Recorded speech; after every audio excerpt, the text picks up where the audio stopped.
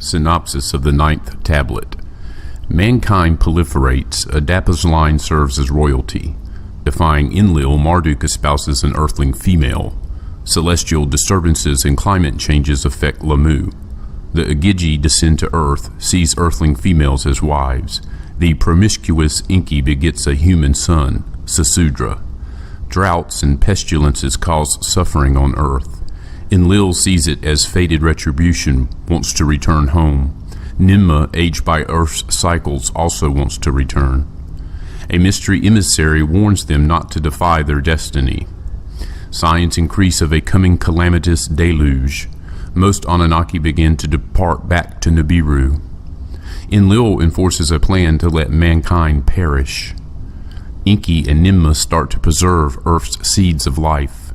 The remaining Anunnaki prepare for the day of the deluge. Nergal, lord of the lower world, is to issue the warning.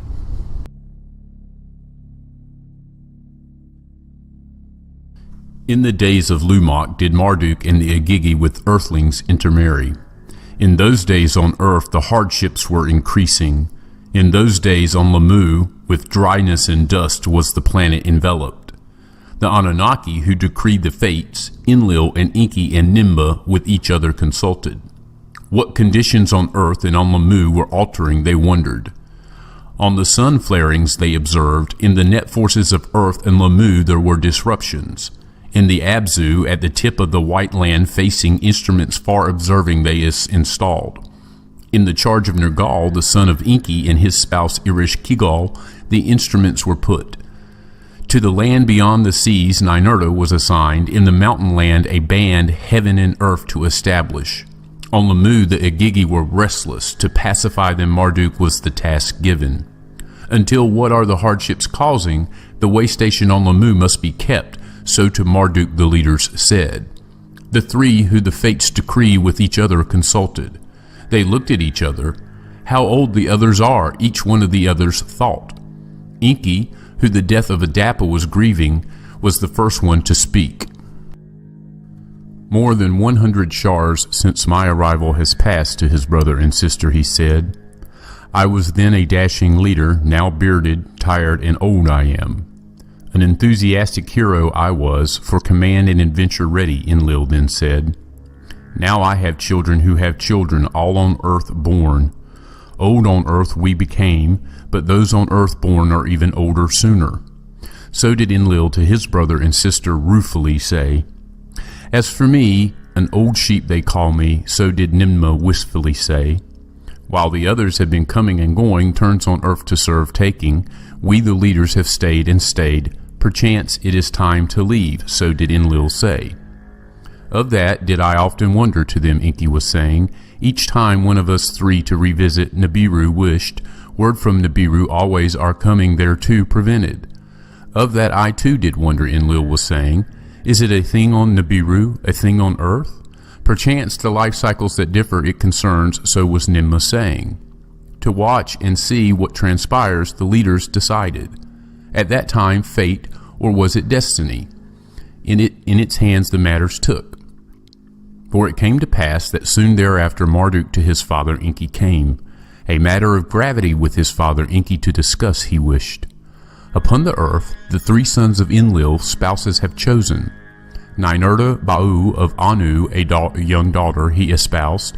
Nanar has chosen Ningal, Ishkar Shala has taken.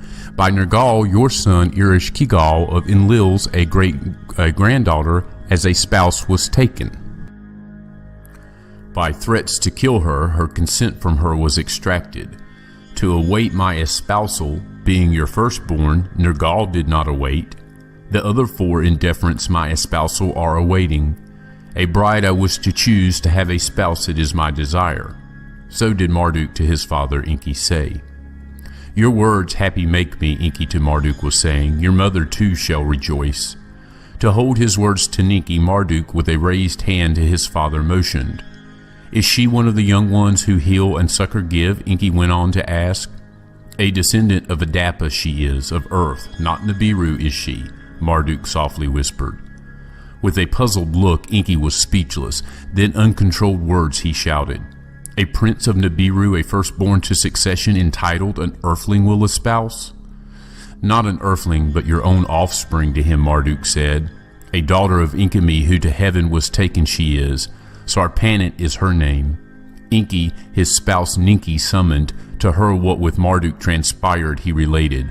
To Ninki, his mother, Marduk his heart's desire repeated and said, with Enki with me was journeying, and of heaven and earth him I was teaching. What my father once had said, I with my own eyes witnessed. Step by step on this planet a primitive being, one like us to be, we have created. In our image and in our likeness, civilized earthling is, except for the long life, he is we. A daughter of Enki my fancy caught, her to espouse I wish. Ninki her son's words pondered. And the maiden, does she your gaze appreciate? So did she, Marduk asked. Indeed she does, Marduk to his mother said. This is not the matter to consider, Enki with a raised voice said. If our son this shall do, to Nibiru with his spouse he would never go. His princely rights on Nibiru he forever will forsake. To this Marduk with a bitter laughter responded, my rights on Nibiru are non-existent. Even on earth my rights as firstborn have been trampled. This indeed is my decision. From prince a king on earth become the master of this planet. Let it so be, Ninki said. Let it so be, Enki also said. They summoned Methuselah, the bride's brother, of Marduk's wish they him told. Humbled, but with joy overwhelmed Methuselah was. Let it so be, he said. When of the decision Enlil was told, with fury he was seized. It was one thing for the father with earthlings intercourse have. It is another matter for the son an earthling to espouse, lordship on her to bestow. When Ninmah of the matter was told, greatly disappointed she was.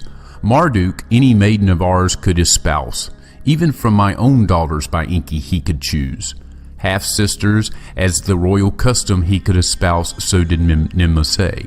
With fury to Anu on Nibiru of the matter words beamed up.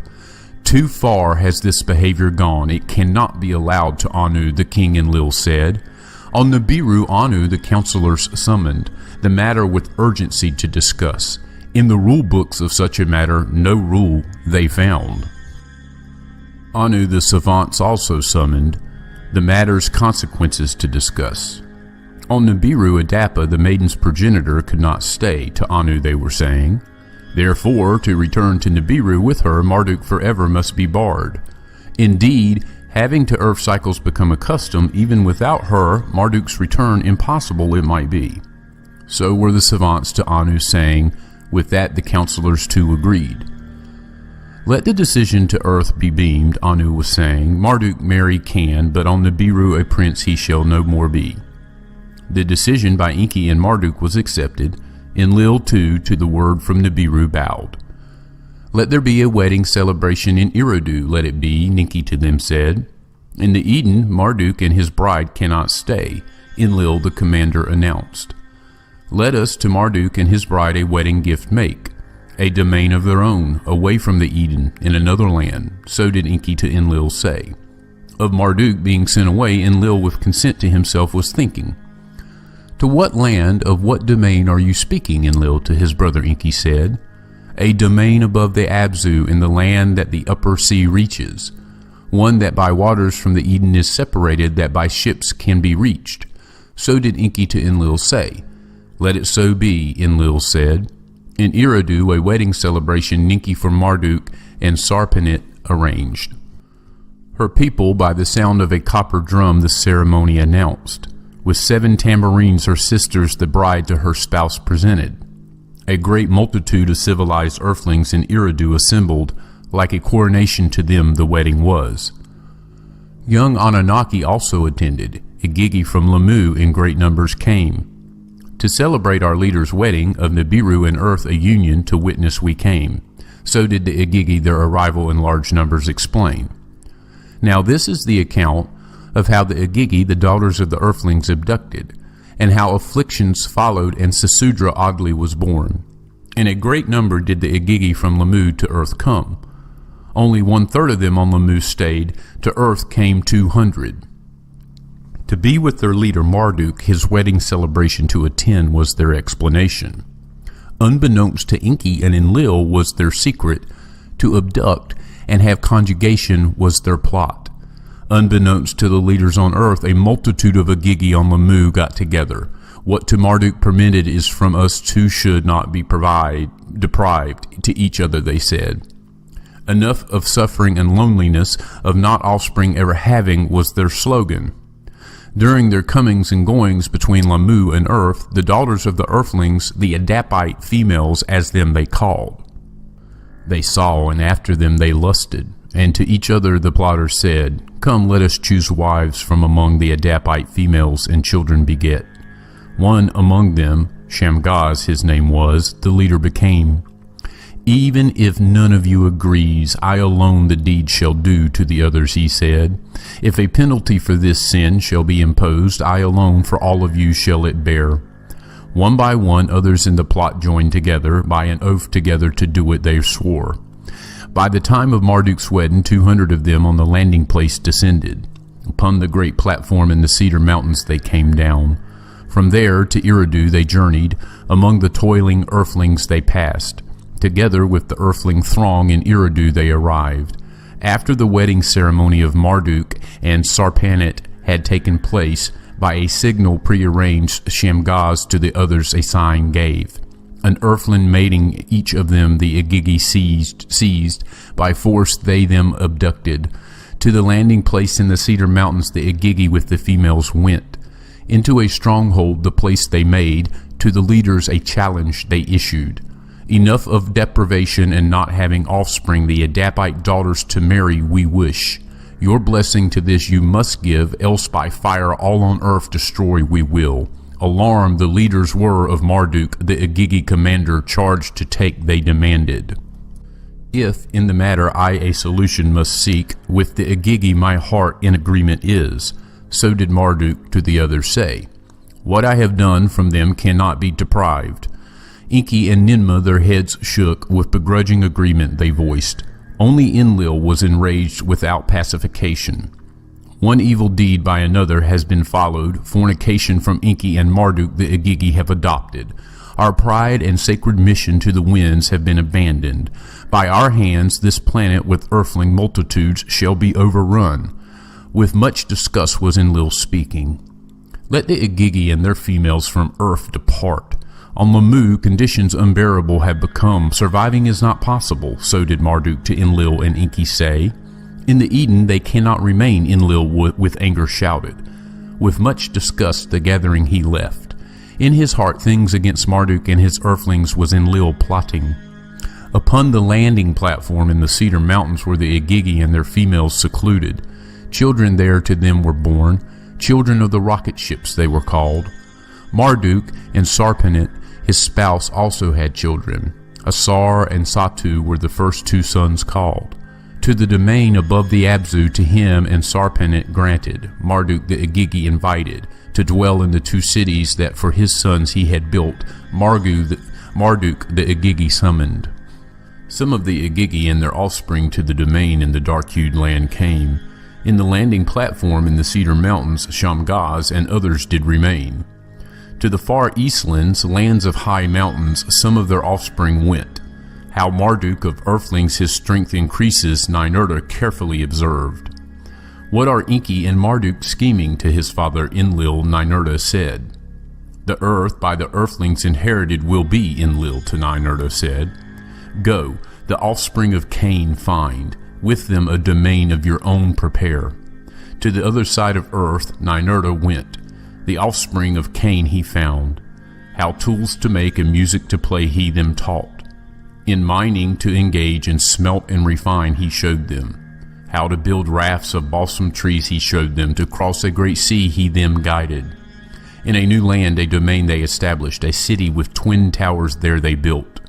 A domain beyond the seas it was. The mountain land of the new bond heaven earth it was not. In the Eden, Lumok was the workmaster, quotas to enforce was his duty. The earthlings' rations to reduce was his task. His spouse was Badanash, the daughter of Lumok's father's brother she was. Of a beauty outstanding she was, by her beauty was Enki charmed. Enki to his son Marduk a word did send, to your domain Lumok do summon. How by earthlings a city to build there him teach. And when Lumok to the domain of Marduk was summoned, to the household of Ninmah in Shurabak, the haven city, his spouse Badanash he brought. From the angry earthling masses protected and safe to be. Thereafter Enki, his sister Ninmah in Shurabak, was quick to visit. On the roof of a dwelling when Badanash was bathing, Enki by her loins took hold, he kissed her, his semen into her womb he poured. With a child Badanash was, her belly was truly swelling. To Lumok from Shurabak word was sent, to the Eden return, a son you have. To the Eden, to Shurabak, Lumok returned, to him Badanash the sun showed.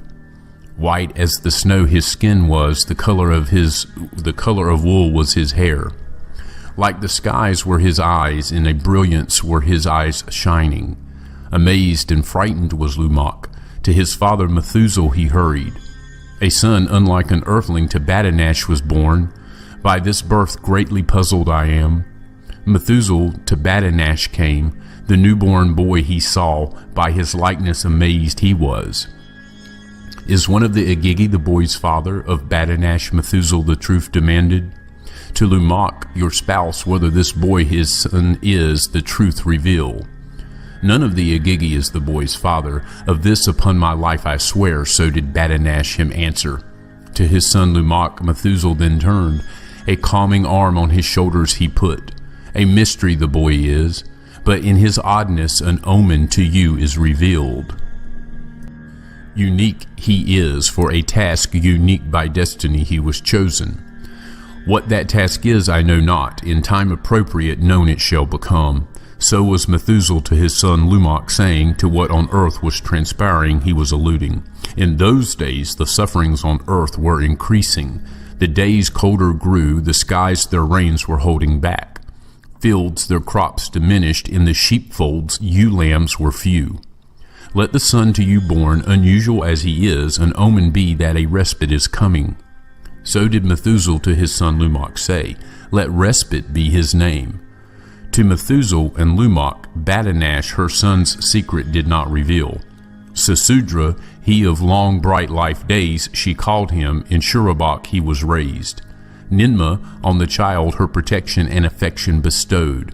Of much understanding he was endowed, with knowledge he was by her provided. Enki the child greatly adored, to read the writings of Adapa he him taught. The priestly rites how to observe and perform the boy as a young man learned. In the 110th Shar was Ziusudra born. In Shurabak he grew up and espoused Imzara, and she bore him 3 sons. In his days the sufferings on earth intensified. Plagues and starvations the earth afflicted. Now this is the account of earth's tribulations before the deluge, and how the mysterious Galzu decisions of life and death in secret guided. By the conjugations of the Igigi and the earthling daughters was Enlil greatly disturbed. By Marduk's espousal of an earthling female, Enlil was much distraught. In his eyes the Anunnaki mission to earth had become perverted. To him the howling, shouting earthling masses an anathema became. Oppressive the pronouncements of the earthlings have become. The conjugations of sleep deprive me, so did Enlil to the other leaders say. In the days of Ziusudra, plagues and pestilences the earth afflicted. Aches, dizziness, chills, fevers the earthlings overwhelmed. Let us, the earthlings, curing teach, how themselves to remedy to learn, so did Ninmah say. This by decree I forbid, Enlil to her pleas retorted. In the lands whereto the earthlings have spread, waters from their sources did not rise. The earth shut its womb, vegetation did not sprout. Let us the earthlings pond and canal building teach. Let them from the seas fish and subsistence obtain, so did Enki to the other leaders say. This by decree I forbid, Enlil to Enki said. Let the earthlings by hunger and pestilence perish. For 1 Shar the earthlings ate the grasses of the fields. For the 2nd Shar, the 3rd Shar, the vengeance of Enlil they suffered. In Shurabak, Ziusudra city, the suffering unbearable was becoming. To Eridu, Ziusudra of the earthlings, a spokesman journeyed. To the house of the Lord Enki he made his way. By the name of his Lord he called. For help and salvation to him he pleaded. Enki by Enlil's decrees was bound. In those days the Anunnaki for their own surviving were concerned. Their own rations were diminished. By earth's changes they themselves afflicted became. On earth, as on Lamu, the seasons their regularity lost. For 1 shar, for 2 shars, from Nibiru the heavenly circuits were studied. Oddities in the planetary destinies from Nibiru were observed. On the sun's face black spots were appearing. From its face flames shot up. Kishar also was misbehaving. Its host, its footings lost. Dizzying were their circuits. The hammered bracelet was by unseen net forces pulled and pushed. For reasons unfathomed, the sun, its family, was upsetting. The destinies of the celestials by unsavory fates were overtaken. On Nibiru the savants' alarms raised. In the public squares the people gathered. The creator of all, to primordial days the heavens is returning.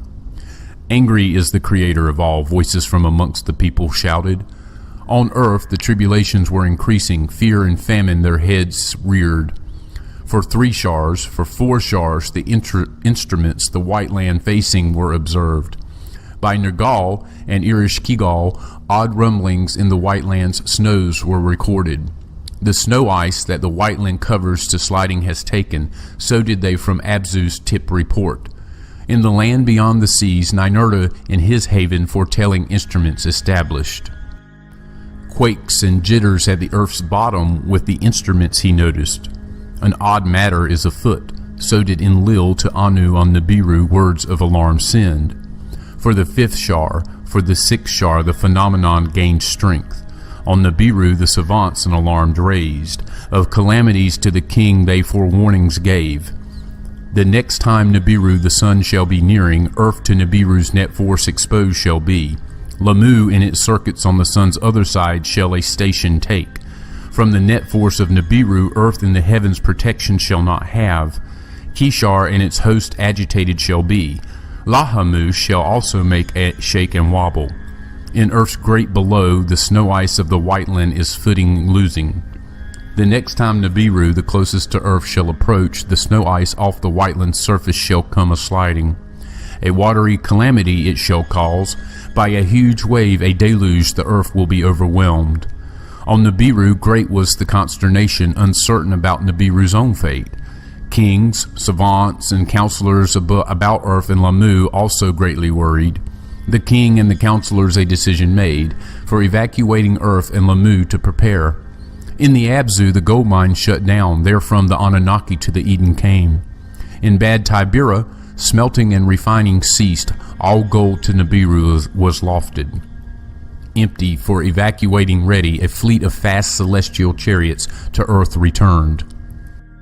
On Nibiru the heavenly signs were watched. On earth the tremors recorded were. It was at that time that from one of the celestial chariots a white-haired Anunnaki stepped off.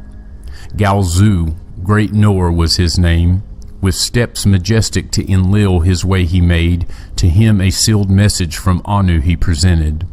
I am Galzu, emissary plenipotentiary of king and council to Enlil, he said. By his coming Enlil was surprised. No word from Anu of that did forecome. Enlil, the seal of Anu examined, unbroken and authentic it was. In Nibruki the message tablet was read, its encoding was trustworthy. For king and council Galzu speaks, his words are my command, so did the message from Anu state. That Enki and Ninma be also summoned was Galzu's request. When they came to Ninma, Galzu pleasantly smiled. Of the same school in age we are, to her he said. This Ninma could not recall. The emissary was as young as a son. She was as his olden mother. Simple is the explanation, Galzu to her said. By our winter's slumbered life cycles it is caused. Indeed, this matter is of my mission a part. About the evacuation it is a secret. Ever since Dumuzi on Nibiru has stayed, returning Anunnaki on Nibiru examined were. Those who on earth the longest stayed by the returning harshly were afflicted.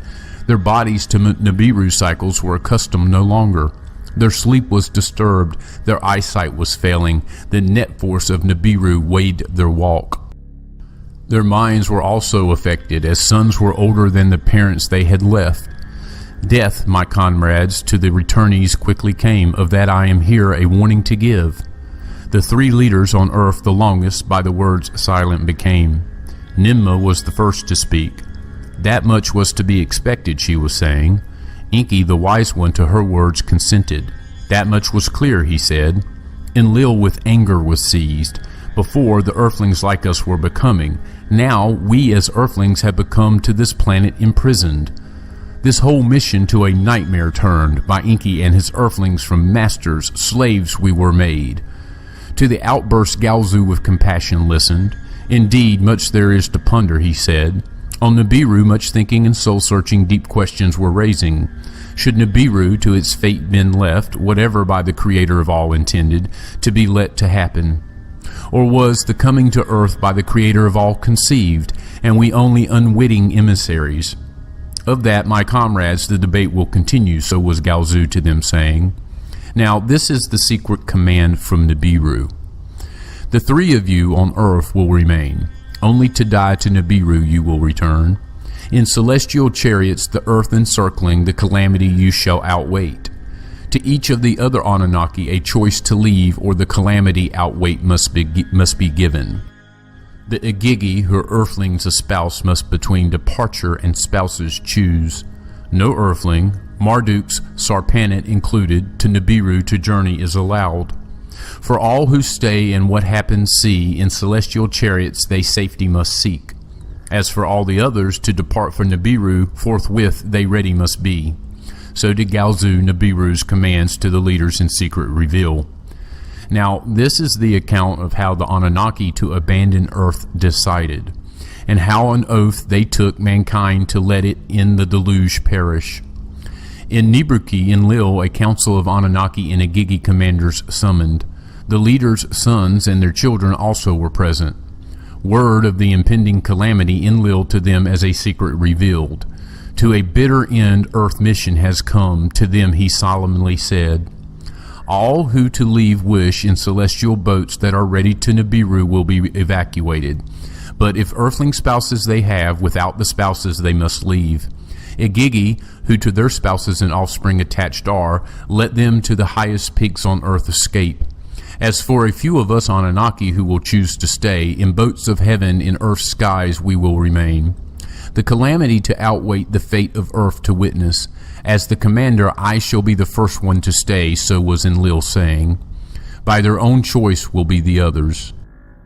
With my father I choose to stay, the calamity to face, so did Ninurta announce. To the lands beyond the oceans after the deluge I will return. Nanar, Enlil's on earth firstborn, an odd wish announced. The deluge to outwait not in earth's skies, but on the moon. That was his wish. Enki, an eyebrow raised, Enlil, though puzzled, approved. Ishkur, Enlil's youngest, to remain on earth with his father his decision made. Utu and Inanna, Nanar's children who on earth were born, to stay declared. Enki and Ninki to stay, and earth not abandoned chose, proudly they so announced. The Igigi and Sarpanit I shall not desert, Marduk with anger stated. One by one Enki's other sons their choice to stay announced. Nergal and Gibel, Ninagal and Ningishzida and Dumuzi too. All eyes to Ninmah then turned. With pride her choice to stay she declared. My life work is here. The earthlings, my created, I shall not abandon. By her words, Anunnaki and Igigi to a clamor were stirred. About the earthlings' fate they inquired. Let the earthlings for the abominations perish, so did Enlil proclaim. A wondrous being by us was created, by us saved it must be, Enki to Enlil shouted. To this Enlil with his own shouted words retorted. From the very beginning, at every turn, the decisions by you modified were. To primitive workers procreating you gave, to them knowing you endowed. The powers of the Creator of all into your hands you have taken. Thereafter even that by abominations you fouled. With fornication Adapa you conceived, understanding to his line you gave.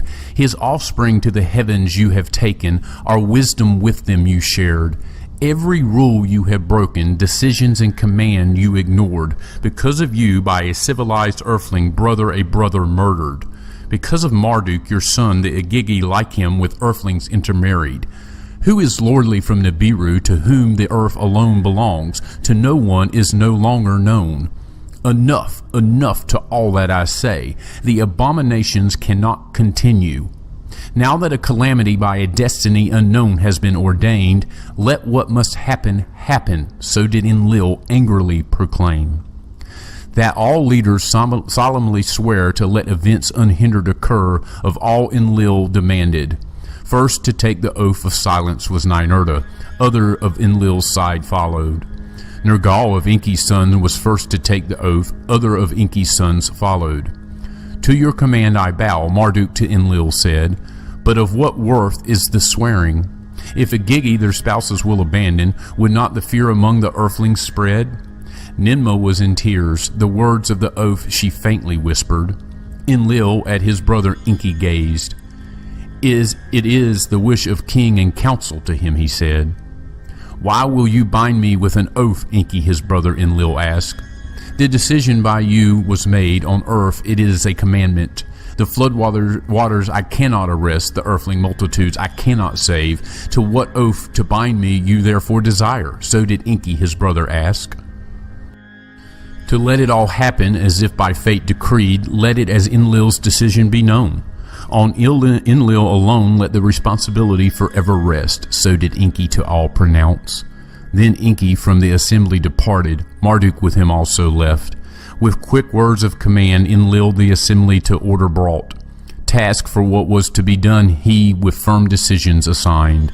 Between those who will depart and those who will stay the groupings arrange. Places for assembly to designate, equipment to collect, chariots to assign. First to depart were those who to Nibiru were returning. With much embracing and the locking of arms, and joy mixed with sorrow, the celestial boats they boarded. One after the other the vehicles from Sippar roared aloft. At first those left behind journey safely shouted, then muted were the cries. After the launchings toward Nibiru completed were, the turn of Marduk and the Igigi with earthling spouses came. Marduk them all on the landing place assembled, a choice to them he gave. With him and Sarapanet and 2 sons and the daughters to Lamu go. There the calamity outwait. Or to distant mountain lands on earth disperse, a haven from the deluge to find.